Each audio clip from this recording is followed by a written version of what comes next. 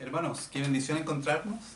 Estamos muy felices de poder vernos de nuevo a través de los medios de comunicación para compartir un tiempo de oración y de lo que hemos estado estudiando, que es la vida de David, el rey según el corazón de Dios. Quiero dar gracias al Señor por los lindos altares que prepararon ayer para la cena del Señor. Mi esposa, la pastora Inés, siempre pone mucho cuidado, mucha preocupación en el altar del Señor, porque al Señor hay que darle lo mejor. Si Dios nos dio lo mejor a nosotros, al Señor hay que darle lo mejor. Entonces les felicito por cada uno de ustedes que se reunieron alrededor de su mesa, con sus hijos, con los nietos, algunos que tienen la bendición de estar con sus nietos, para bendecir al Señor y darle gracias por esta oportunidad de sentarnos a la mesa del Señor. Así que vamos a orar por cada una de las familias y que Dios nos esté acompañando en esto que tenemos preparado para hoy. Oremos. Señor, nos ponemos en tu presencia para pedir tu ayuda, tu compañía. Te pedimos, Señor, que tú estés con nosotros y que todo lo que vamos a compartir en esta noche tú estés guiando nuestros pensamientos. Pedimos con toda humildad la asistencia del Espíritu Santo para poder llegar a entender las verdades más profundas de la Escritura, de manera que podamos ser edificados, Señor, y podamos ser bendecidos mutuamente. Gracias te damos por tu misericordia. Gracias por cada familia que el día de ayer participó con nosotros en compartir los símbolos de tu cuerpo y de tu sangre. Tú nos bendices a través de eso. Nos das nueva fuerza, aumentas y renuevas nuestra fe, Señor. Y sobre todo estamos felices porque podemos cumplir un mandato tuyo que era que hagamos esto cada vez en memoria tuya. Y por eso te damos gracias. Te damos gracias particularmente por todos nuestros hermanos que estuvieron y los que estuvieron más lejos, especialmente nuestros hermanos de la quinta región que están en nuestras oraciones. Gracias por ellos. Amén. Bien, nos acompañó ayer Anita y Luis, la familia de Ricky, que son muy queridos Ricky aquí en esta casa, por mis hijos, y les envío muchos saludos. Y bueno, a todos los demás hermanos, a Rosita, a Jorge, a Mario, a Lucy, a nuestra hermana Margarita, con sus hijas, con Sandra, con el esposo de Sandra, con su hija. Es decir, hay una familia grande, a Viviana, mi hermana, que está organizando esto de que la palabra llegue a ustedes. Que Dios la use y que la siga bendiciendo.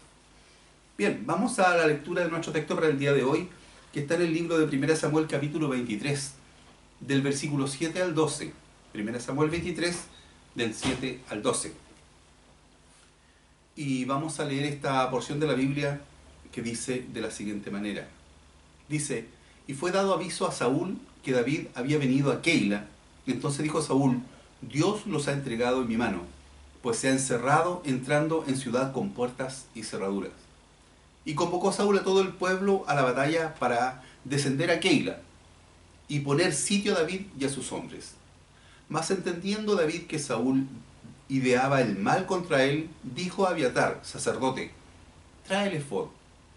Y dijo David, Jehová Dios de Israel, tu siervo tiene entendido que Saúl trata de venir contra Keila, a destruir la ciudad por causa mía. ¿Me entregarán los vecinos de Keila en sus manos? ¿Descenderá Saúl como ha oído tu siervo? Jehová Dios de Israel, te ruego que lo declares a tu siervo. Y Jehová dijo, sí, descenderá. Dijo luego David, ¿me entregarán los vecinos de Keila a mí y a mis hombres en manos de Saúl? Y Jehová respondió, os entregarán. Amén. Esto es palabra del Señor. Bueno, antes de hacer nuestra ceremonia de Santa Cena, dejamos a David en una posición bien particular.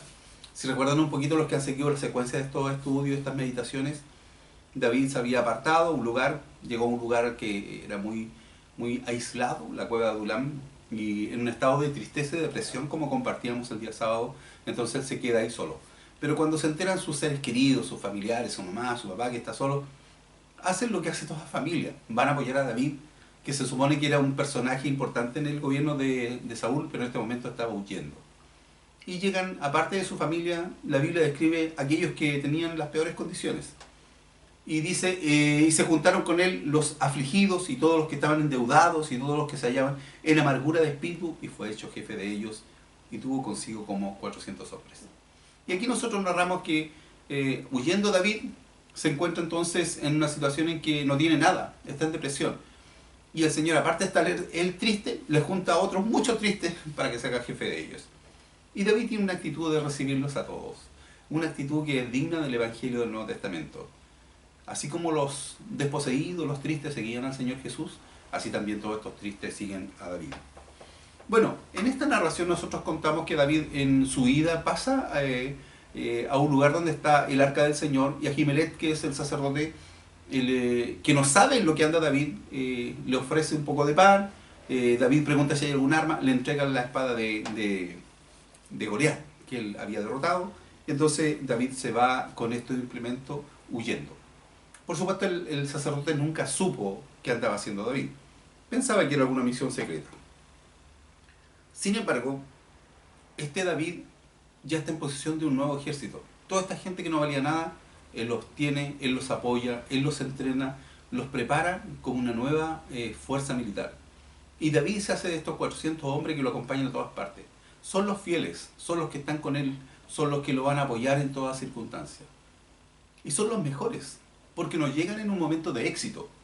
Nos llegan en un momento de abundancia o cuando todo anda bien. ¿Sabe cuándo llegan? Cuando está en la peor condición este hombre llamado David. Y esos amigos que se hacen en esas circunstancias son los mejores, porque no andan buscando un beneficio, no quieren conseguir nada de ti, solo quieren estar contigo, apoyarte. Así que David forma esta nueva unidad, este nuevo ejército, y por supuesto él se desplaza entonces, sale donde está de la cueva de Adulam y se va a buscar entonces lo que, como dice la Biblia, el Señor tiene para él. Tiene un detalle tan particular David, que deja a sus papás encargados con otro rey. Y dice, y se fue David de allí a Mizpa de Moab y dijo al rey de Moab: yo te ruego que mi padre y mi madre estén con vosotros hasta que sepa lo que Dios hará de mí. Sabiendo David que su vida de guerrero, de jefe de un ejército iba a ser peligroso, seguramente sus padres ya eran ancianos. Así que se los deja encargado a otro rey y le dice: ¿puedo dejar a mis papás contigo mientras le pregunto al Señor qué va a hacer de mí? Porque no sé si me van a matar, si me van a perseguir. Es inseguro el campo de batalla para mis padres que son ancianos. Hasta en eso David muestra un corazón maravilloso. Está preocupado sus padres que son ancianos. Cumple este principio de honrar a los padres, que es un mandamiento, por supuesto, y que tiene que ver con los grandes principios de Dios. Honra a tu padre y a tu madre para que te vaya bien. Hasta en eso David demuestra un carácter maravilloso. Por lo tanto, encontramos a David que inicia su ruta, se va a diferentes lugares, y una de las cosas que le aconseja uno de los profetas le dice: ¿por qué estás aquí escondido en una cueva? Tú tienes que ir a buscar tu gente es de la tribu de Judá. La verdad es que habían dos tribus importantes en el reino del sur: la tribu de Judá, de la cual era David, y la tribu de Benjamín, de la cual era el rey Saúl. No eran de la misma tribu. Por lo tanto, a lo mejor era necesario que David llegara con su gente, con la gente de su tribu.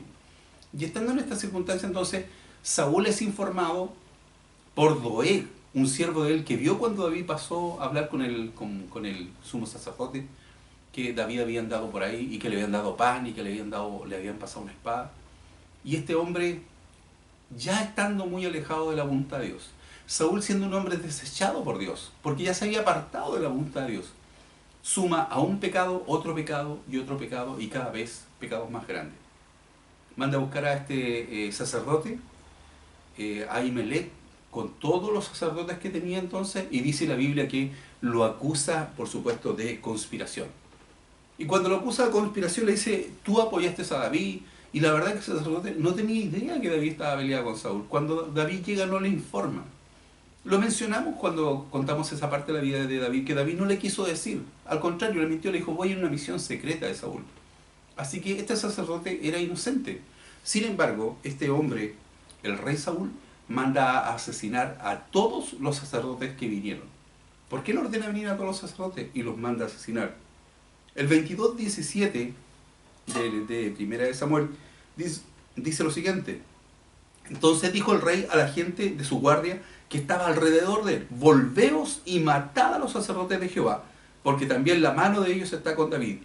Pues sabiendo ellos que huía, no me lo descubrieron, pero los siervos del rey no quisieron extender su mano para matar a los sacerdotes de Jehová. Había un temor, eran los siervos de Dios, eran los sacerdotes que consultaban al Señor, eran los que ministraban en el templo. Así que la guardia real de Saúl no quiso asesinarlos. ¿Qué hizo Saúl entonces? Recurrió a Doeg, que era un hombre de una nación extranjera, y como su propia guardia no le obedeció, le dijo: mátalos tú. Y sabe, este hombre, ejecutando la orden del rey Saúl, asesinó a 85 sacerdotes que vestían el efod. No contento con eso, fue a la ciudad donde vivían los sacerdotes. Y fue a Nod, ciudad de los sacerdotes, y dio a filo de espada así a hombres como a mujeres, niños hasta los de pecho, bueyes, asnos y ovejas, todo lo hirió a filo de espada. Asesinó a todo el mundo. Imagínense qué acto más deleznable, solo porque le había dado un poco de pan y le había pasado una espada, que ni siquiera fue con la intención de que fuera contra Saúl, si él no sabía lo que andaba haciendo David. En este tipo de actos queda en evidencia lo que hay en el corazón de Saúl. Generalmente cuando el ser humano comienza a fallar a Dios, a veces en vez de recurrir a la misericordia de Dios, en vez de arrepentirnos, vamos haciendo cosas cada vez más apartadas de la voluntad de Dios. Parece que cuando cometemos un error, cometemos un pecado, después cometemos otro más grande, y así vamos apartándonos cada vez más del Señor. Algo que nunca aconteció con David. Vamos a ver más adelante la vida de David. David es un hombre perfecto, nunca cometió pecados, también se equivocó, también pecó contra el Señor. Pero la actitud que tiene David es totalmente distinta. Entonces, aquí hay una diferencia notable. Mientras uno como Saúl se aleja cada vez más de la voluntad de Dios, David se mantiene apegado a la voluntad del Señor. ¿Sabes cuántos sacerdotes se salvaron de ese asesinato en masa? Solo uno solo. Se llamaba Abiatar. Y este Abiatar se convierte entonces en el único sacerdote con el cual David puede consultar al Señor. Y para David consultar al Señor era sumamente importante. Él no quería tomar ninguna decisión sin que el Señor le autorizara a hacer tal o cual cosa. David está consciente que mucha gente murió por su culpa, entre comillas. Sin embargo, tiene un corazón tan noble que, siendo parte del pueblo del Señor, se entera que hay un ataque contra el pueblo del Señor. ¿Quién tiene que defender a Israel? Saúl con su ejército. Y sin embargo, el capítulo 23, versículo 1, da a entender de que David se involucra en una nueva batalla para defender a su pueblo. Dieron aviso a David, 23:1 estoy, diciendo: he aquí que los filisteos combaten a Keila y roban las ceras. Los filisteos, este pueblo enemigo, venía a saquear a Israel. ¿Y David qué es lo que hace? Consultó a Jehová. Mira, no va a la batalla por su gusto, no es porque simplemente quiera lucirse, no es porque quiera ganar un nombre. ¿Sabe lo que hace? Consulta a Jehová, consulta al Señor. Y le dice: ¿iré a atacar a estos filisteos? Y Jehová respondió a David: ve, ataca a los filisteos y libra a Keila. ¿Cómo consulta a Jehová?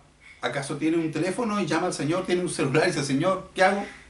Bueno, la forma como se consultaba en ese tiempo era a través de un efod donde estaban dos piedritas, una que era sí y una que era no. Se llamaban el Urim y el Tumim. Entonces, se iban donde el sacerdote se vestía como tal, oraban al Señor y le pedían al Señor que les revelara cuál era su propósito.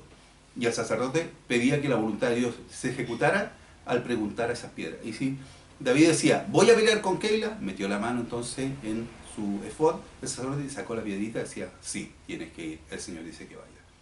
Era la forma que Dios usó para poder guiar a su pueblo.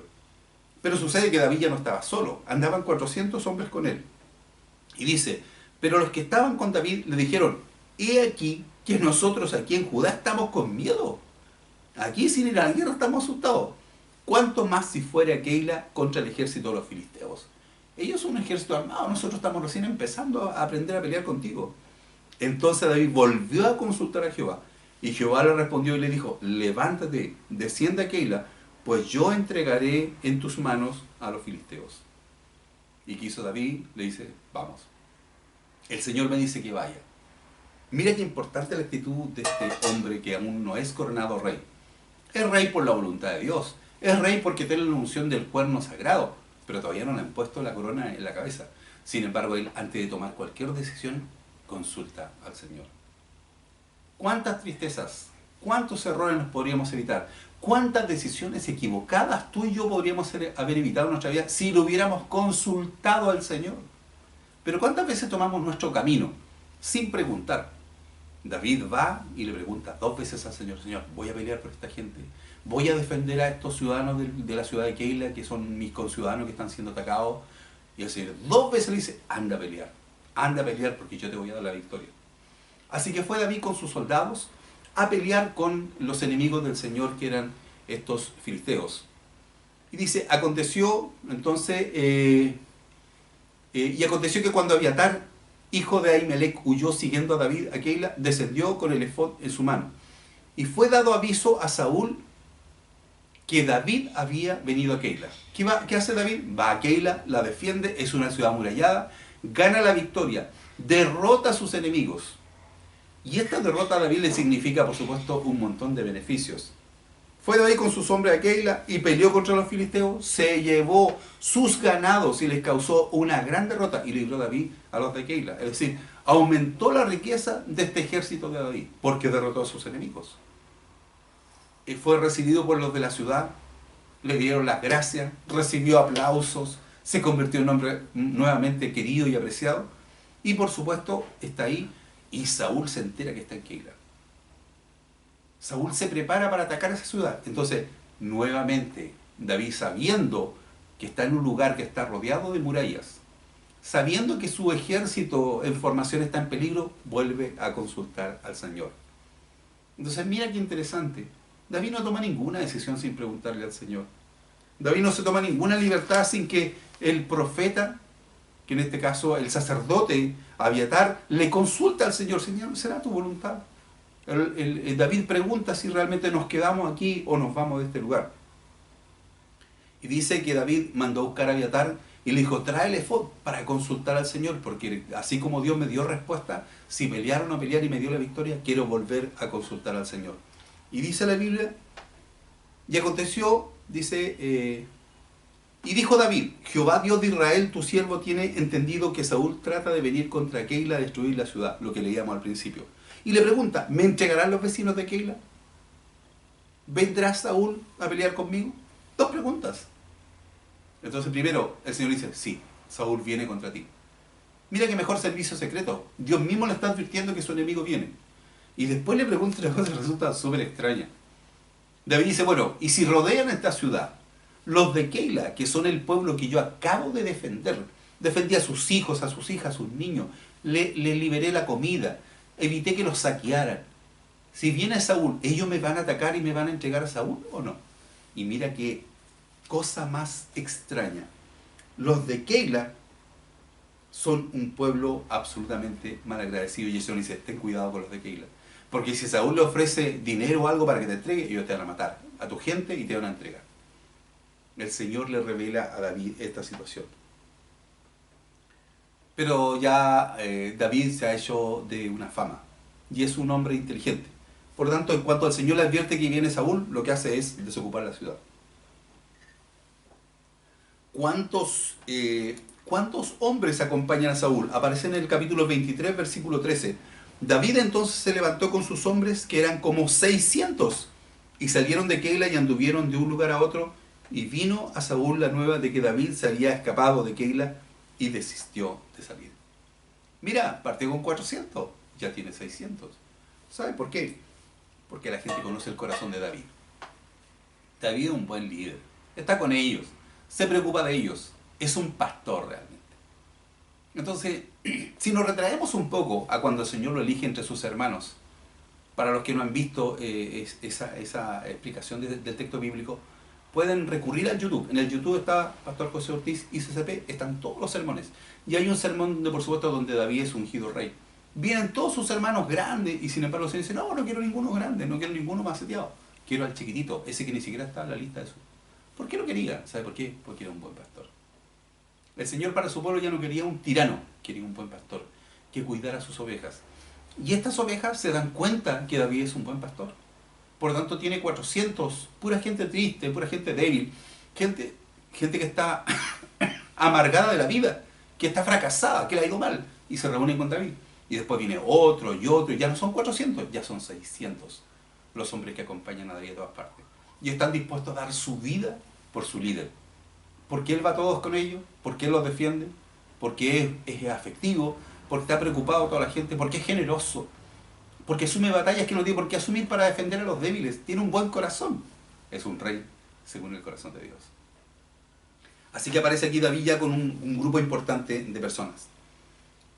Comienza David a escapar, está por varios sectores, y llega un momento entonces en que el ejército de Saúl es informado que David se ubica en un lugar y está a su campamento. ¿Y sabe lo que pasa en esa oportunidad? Sabiendo Jonathan que David estaba ahí, su cuñado y su amigo va a visitar a David. A la luz de la Biblia parece que es la última vez que se encuentran. Y dice la Biblia respecto a este encuentro de David con Jonathan. Capítulo 23, versículo 16. Estaban en Orés, en el desierto de Sif. Entonces se levantó Jonathan, hijo de Saúl, y vino a David a Orés y fortaleció su mano en Dios. Jonathan fortalece la mano de David y le dice, ánimo, ánimo amigo, tranquilo, nada te va a pasar. Mira lo que dice el versículo 17. Y le dijo, no temas, pues no te hallará la mano de Saúl mi padre.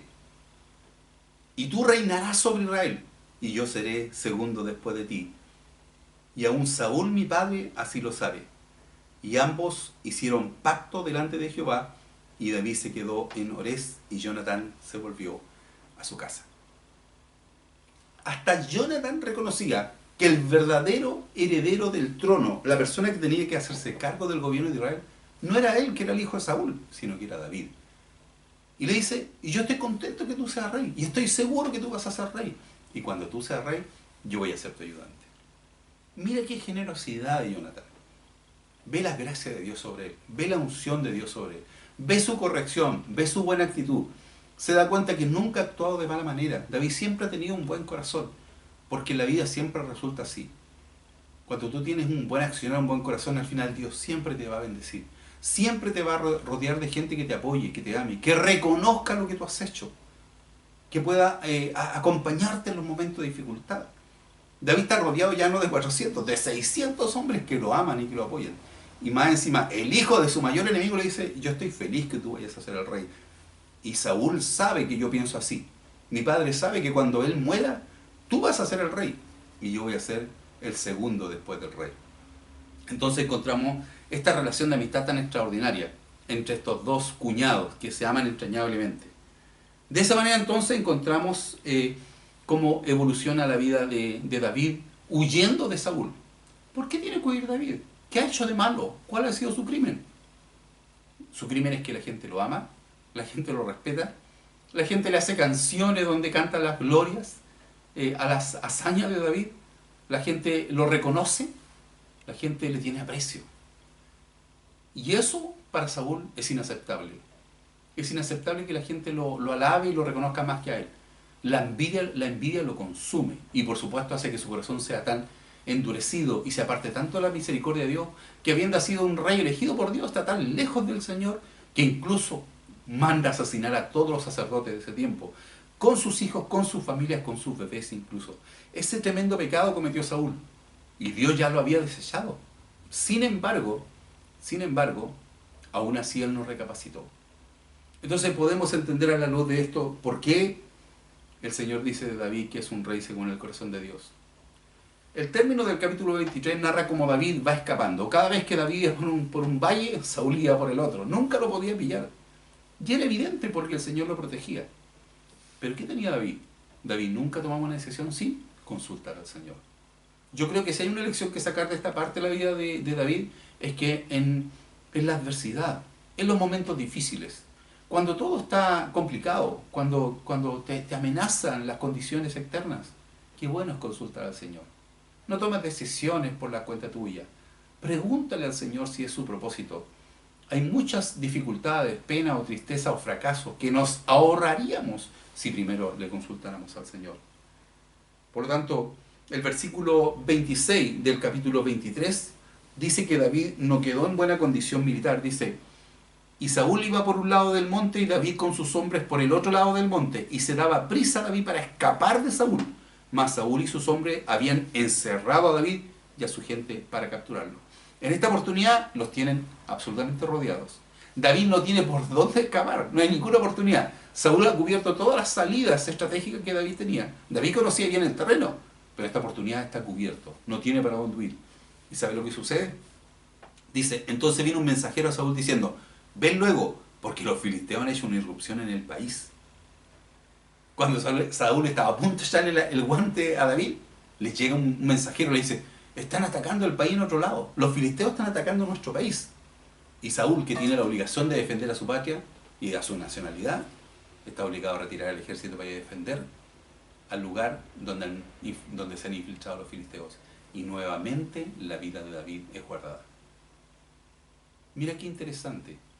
Cuando tú actúas bien, cuando yo actúo bien, cuando nuestra conciencia está tranquila, cuando hemos hecho lo mejor para todo el mundo, nosotros podemos saber que alguien va a defender nuestra causa. El Señor va a defender al justo. Por eso lo mejor es nunca tratar de nosotros tomarnos la justicia por nuestra propia mano. Dejarle todas las cosas al Señor. Porque al final Él es el mejor juez, el más justo. Y Él no va a dar por lo inocente al culpable. Muchas veces en la vida vamos a tener circunstancias en que a lo mejor gente nos va a querer perjudicar o van a querer actuar mal contra nosotros, siendo inocentes. ¿Sabe lo que tenemos que hacer? Como decía mi mamá, déjale todo al Señor. Déjale todo al Señor. Dejarle a Dios las cosas es lo mejor. Poner nuestras situaciones delante del Señor es lo mejor. Poder descansar en Dios es lo mejor. No hay mejor tranquilidad para dormir. Nadie puede dormir más tranquilo que cuando tiene todas sus condiciones puestas delante del Señor. Si tú tienes alguna inquietud, si sientes que en alguna circunstancia se te ha tratado mal, lo mejor es poner las cosas delante del Señor. Porque Dios dará a cada uno su justo juicio. David es un personaje extraordinario. Seguiremos aprendiendo de su apego a la voluntad de Dios. Seguiremos viendo a un hombre que antes de tomar decisiones consulta al Señor. Seguiremos viendo un hombre que acoge a todos los que vienen tristes, los que vienen derrotados. Empezó con 400 fracasados, ahora tiene 600. Pero esos fracasados se han convertido en tremendos guerreros que están dispuestos a dar hasta la vida por David. Eso es lo que se tiene cuando se tiene paciencia y amor por las personas. Yo espero que Dios te bendiga, que Dios guarde tu familia. Y que estas verdades de este hombre extraordinario puedan ser de edificación para nuestro corazón. Consultemos al Señor en cada cosa que queramos hacer. De antemano podemos decir que cada vez que nos acerquemos a Dios, cada vez que busquemos su rostro, cada vez que pidamos perdón por nuestros pecados, por nuestra desobediencia, cada vez que acerquemos nuestra vida a Dios, sin duda Dios va a aprobar ese tipo de acciones. Obedezcamos al Señor. Que Dios tenga misericordia de nosotros. Que Dios nos bendiga, que la gracia de Dios esté con cada uno de nosotros. Vamos a orar y vamos a pedir que Dios tenga piedad de cada uno de nosotros. ¿Les parece que oremos? Amén. Señor, gracias por las lecciones maravillosas que nos da este hombre llamado David. Gracias por tu misericordia, gracias por tu bondad para con él, Señor. Porque es una prueba más que tú siempre vas a defender al inocente, que tú siempre vas a respaldar a aquel que tiene amor por ti. Gracias te doy, Señor, por la oportunidad hermosa de orar por todos mis hermanos, mis amigos, gente que aprecio, que recibe esta palabra, Señor. Mis hermanos que están lejos de la congregación, que no se pueden reunir. Desde aquí les enviamos un abrazo, Señor. Llegará el tiempo que volvamos a cantar, a preparar nuestros equipos, a adorar al Señor. Mientras tanto, Señor, a través de esta palabra queremos bendecir a nuestros hermanos, a nuestros amigos, a las personas, Señor, a las cuales llega este video. Y te damos gracias y te pedimos que tú bendigas sus hogares, que tú les guardes, Señor, y que tu bendición les alcance cada día. En el nombre de Jesús. Amén. Muchas bendiciones, abrazos a todos, felicitaciones nuevamente por los lindos lugares, por estos lugares preciosos que hicieron para preparar la cena del Señor. Hicieron lindas mesas para la cena del Señor y estábamos muy felices con ver sus fotos. Así que esperamos que Dios les bendiga, que Dios les guarde y que la bendición de Dios Todopoderoso, Padre, Hijo y Espíritu Santo esté en sus hogares. Amén.